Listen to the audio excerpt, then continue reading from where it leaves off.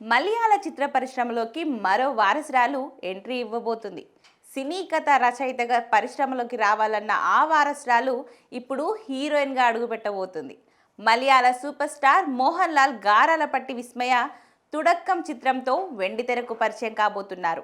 Tanmaya entry విషయాన్ని తెలియజేస్తూ Mohan Lal X వేదికగా పోస్ట్ పెట్టారు. డియర్ మాయాకుట్టి, తుడక్కంతో నీ మొదటి అడిగే కావచ్చు, కానీ జీవితాంతం సినిమాతో కొనసాగే బంధమని కూతురికి ఆల్ ది బెస్ట్ చెప్పారు. జూడా యాంటోనీ జోసెఫ్ దర్శకత్వంలో రూపొందుతున్న ఈ చిత్రాన్ని ఆశీర్వాద్ సినిమాస్ పథకంపై యాంటోనీ పెరంబౌర్ నిర్మిస్తున్నారు. ఈ ప్రాజెక్ట్కి సంబంధించిన మరిన్ని వివరాలు త్వరలోనే ప్రకటించే అవకాశం ఉంది. జూడా యాంటోనీ గతంలో సారస్ 2018 వంటి విజయవంతమైన చిత్రాలకు దర్శకత్వం వహించారు. కథా రచన అంటే ఆసక్తి ఉన్న విస్మయ సినిమాల్లోకి అడుగు పెట్టుతుండడంతో మలయాళ సినీ వర్గాలు ఆసక్తిగా ఎదురు చూస్తున్నాయి. ఎలాంటి సబ్జెక్ట్లో ఆమె రానుందా అని ఇప్పటికే చర్చ మొదలైంది. పైగా 2018 లాంటి సర్వైవర్ థ్రిల్లర్ తీసిన జూడా యాంటోనీ ఈ మూవీ డైరెక్టర్ కావడంతో అంచనాలు పెరిగాయి.